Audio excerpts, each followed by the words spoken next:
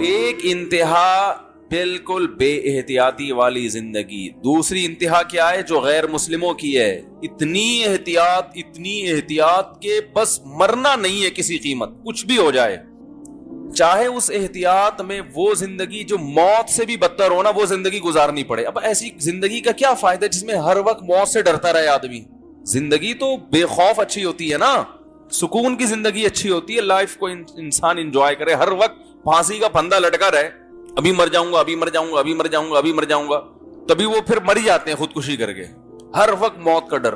مجھ سے بہت لوگ ملتے ہیں، اللہ نے بڑا ان کو بڑی اچھی صحت بھی دی ہے، بڑی دولت بھی دی ہے، لیکن کہتے ہیں یار موت سے بہت ڈر لگتا ہے، مر نہ جائیں۔ میں کہتا ہوں اگر میں آپ کو کوئی ایسا وظیفہ بتا دوں کہ آپ وہ پڑھ کے سمجھو کہ میں نہیں مروں گا تو ایسا ممکن نہیں۔ تو اس ڈر نکالنے کا ایک ہی طریقہ ہے، موت سے دوستی کر لو بھائی، کسی بھی وقت مر سکتے ہیں، کوئی پریشانی کی بات، کوئی ٹینشن کی بات نہیں، آن دو، موت آ رہی ہے تو آن دو۔ حضرت مولانا طارق جمیل صاحب کا ایک کلپ دیکھا تھا، وہ لطیفہ سنا رہے تھے کہ وہ منشی ہوتے ہیں نا گاڑیوں کے، ایک گاڑی آ کے لگتی ہے، لوڈ ہوتی ہے، پھر دوسری کا پوچھتے ہیں دوسری گاڑی آ گئی ہے تو کہتے ہیں آن دے، کہتے ہیں نا دوسری گاڑی کو بھی آن دے آن دے آن دے، ایسے کر رہے ہوتے ہیں نا پنجاب میں، وہ دوسری پھر لوڈ ہو کے آگے جاتی ہے، تیسری گاڑی صاحب آ رہی ہے، آن دے آن دے آن دے، وہ بار بار ایسے کرتے ہیں۔ کہہ رہے ہیں وہ نکاح پڑھا رہے تھے، دولہا یہی کام کرتا تھا نا گاڑیوں کا، تو اس سے بولا بھائی فلاں بنتے فلاں کا اتنے مہر میں تم سے نکاح کیا، قبول ہے؟ کہہ رہے ہیں آن دے آن دے کیا کہہ رہے ہیں؟ آن دے۔ تو دیکھو وہ کتنے اس کی عادت پڑ گئی نا، اس کے لیے نارمل ہے یہ جملہ کہ کیا آن دے۔ بیگم بھی جہاں ٹرک اتنے آئے ہیں تو ایک بیگم بھی آ جائے، اچھا نا آن دے، وہ بھی آن دے۔ تو موت سے نفرت نکالنے کے لیے یہ ضروری ہے، اور یہ جو ہم پاگلوں کی طرح ایک دم نفسیاتی ہو گئے ہیں، یہ ٹینشن ختم کرنے کے لیے یہ ضروری ہے کہ جس موت نے آنا ہی ہے اس کے بارے میں ڈرا مت کرو، بولو آن دے۔ ہم نے کون سا یہاں ٹھیکہ لیا ہوا ہے رہنے کا؟ موت تو محمد صلی اللہ علیہ وسلم کی سنت ہے، اگر اس دنیا میں کسی کو باقی رکھنا یہ ضروری ہوتا تو سب سے زیادہ ضروری رسول اللہ صلی اللہ علیہ وسلم کی ذات تھی کہ جن کو یہاں باقی رکھا جاتا۔ جب ان پر موت واقع ہو گئی تو ہم اور آپ کس کھیت کی مولی ہیں بھائی؟ نبی صلی اللہ علیہ وسلم کے بعد حضرت ابو بکر سب سے زیادہ اس لائق تھے کہ ان کو زندگی لمبی دی، 1000 سال بھی زندگی دی جاتی کم ہوتی، امت کے لیے آپ اتنے مفید تھے، تھا یا نہیں تھا؟ ان کو بھی اللہ نے اٹھا لیا۔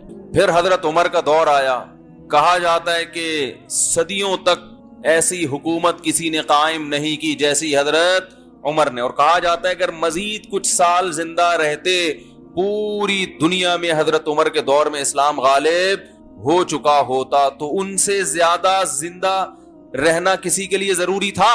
بھائی زیادہ نہیں، 4 سال اور رہ لیتے، 5 سال رہ لیتے، 4 سال رہ لیتے، 3 سال رہ لیتے، وہ 3 سال میں وہ کچھ کر جاتے جو ہم صدیوں میں نہیں کر سکے۔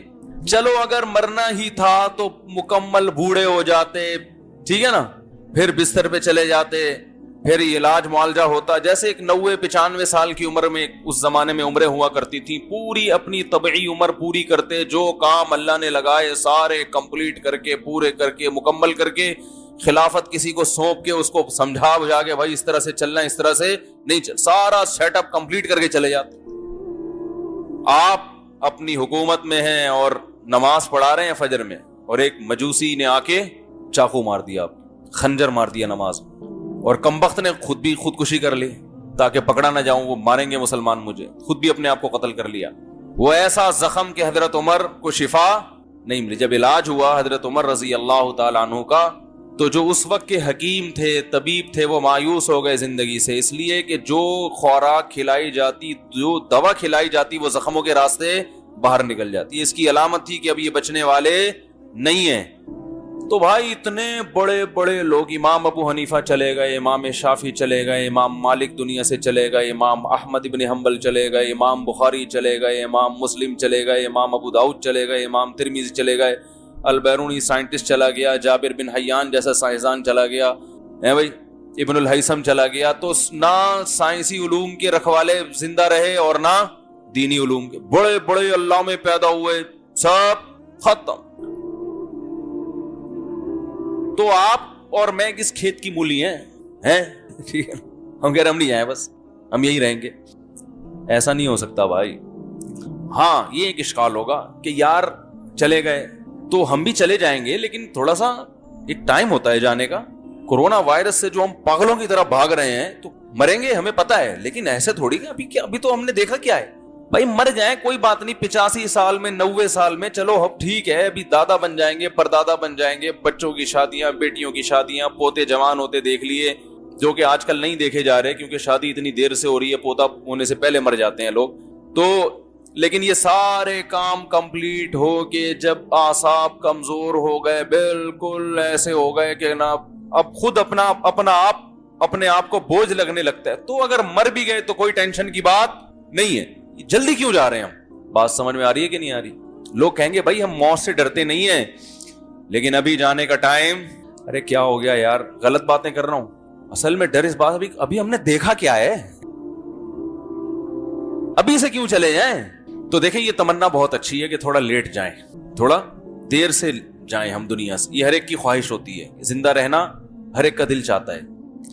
تو تمنا کرنے پر نہ اللہ کی طرف سے کوئی پابندی, نہ گورنمنٹ کی طرف سے کوئی پابندی ہے. آپ کی تمنا ہو کہ میں 100 سال زندہ رہوں تو گورنمنٹ کی طرف سے بھی کوئی پابندی نہیں.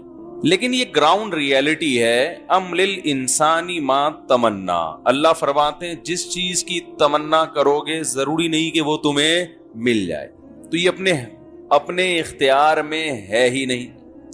اگر کسی بوڑھے سے پوچھیں 90 سال کے, کیا تمہاری تمنا ہے کہ تم ویسے ہی صحت مند ہو جاؤ جیسے 18 سال میں تھے, تو کیا کہے گا؟ ہاں بھائی اس وقت تو ہم چھلانگے لگاتے تھے, درختوں پہ چڑھتے تھے, دیوار سے 3 دفعہ گرے کچھ نہیں ہوا.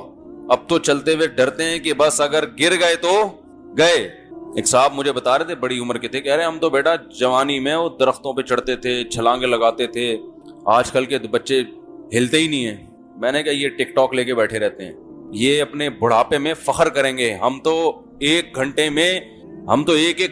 گردن ہلائے بغیر 20 ٹک ٹاک دیکھا کرتے تھے, تم ایک ٹک ٹاک دیکھ کے تھک جاتے ہو. یہ ان کا فخر اس چیز پہ ہوگا, یہی ہوگا نا. ہم تو ایک گھنٹہ ویڈیو گیم کھیلا کرتے تھے انگلی سے, اور لوگ وہ کہیں گے نئی جنریشن, یار آپ کے پٹھے انگلیوں کے سبحان اللہ, آپ کے انگوٹھے, ابا آپ کے انگوٹھے 1 گھنٹہ وہ سانپ والا کھیلنے سے. اب آتا ہے وہ سانپ والا, پہلے وہ نوکیا میں آتا تھا سانپ والا نا, جس کا کوئی دنیا میں کام نہیں ہوتا تھا, وہ سانپ کو لمبا کرنا شروع کر دیتا تھا بیٹھ کے. حقیقت ہے نا, فالتو ٹائم بہت ہے. ہم حیران ہوتے تھے یار ان کا اچھا بھلا آدمی ہے. میں تو دیکھتا تھا نا نوکیا کا جب موبائل آیا نا, لوگ کیا کر رہے ہوتے تھے بیٹھے ہوئے, سانپ والا. اسٹیشن پہ بیٹھے ہیں, کوئی کام نہیں ہے, سانپ والا. او بھائی کیوں کوئی کام نہیں ہے؟ درجنوں کام ہے, آپ اس ٹائم کے لیے رکھو. وہ سانپ والا کھیل رہے ہیں, بڑھائے جا رہے ہیں, بڑا خوش ہو رہے ہیں, اتنا لمبا ہو گیا, اب آؤٹ ہوا ہے, کوئی ایوارڈ مل رہا ہے اس کے لمبا کرنے پر آپ کو. ایک صاحب نے گھر میں بکرا پالا, اسے روزانہ اتنے چنے کھلاتے, دودھ پلاتے, وہ اتنی جلدی اتنا لمبا ہو گیا. تو سمجھ میں آتا ہے یار بکرا ہے کاٹ کے کھانا ہے, اسے تو نہ آپ نے کاٹ کے کھانا ہے. یہ تو چائنیز کو بھی نہیں کھلا سکتے یہ والا سانپ. یا تو سانپ پالا ہو نا کسی چائنا والے کو بیچوں گا تو بھی کچھ سمجھ میں آتے ہیں, کوئی لاجک بنتی ہے. وہ تو جائز نہیں ہے. یہ سنا ہے کسی کا بیان آئے, کتے پالیں اور چائنا کو بیچیں. چائنا کھاتے ہیں تو ہمارے لیے تو حرام ہے, لیکن چائنا والوں کو ہم بیچیں گے تو وہ کھائیں گے تو ہماری معیشت اس سے ترقی کرے گی. کتے جیسے کھانا جائز نہیں ہے, کھلانا بھی جائز نہیں ہے. سمجھ رہے ہیں؟ جس چیز کو اللہ نے کھانے کو حرام کر دیا اس کے کھلانے کو بھی حرام کیا. تو کتے اس نیت سے پالنا کہ ہم پال پوس کے غیر مسلموں کو بیچیں گے تاکہ وہ کھائیں, یہ حرام ہے, جائز نہیں ہے. تو یعنی جوان جو ہے نا وہ بڑھاپے میں کیا فخر کریں گے, ہم سانپ والا کھیلتے تھے. تو ہر بوڑھے کی خواہش ہوتی ہے جوان ہو جاؤں, ہر بیمار کی خواہش ہوتی ہے صحت مند ہو جاؤں, ہر آدمی کی خواہش ہوتی ہے 4 شادیاں کر لے.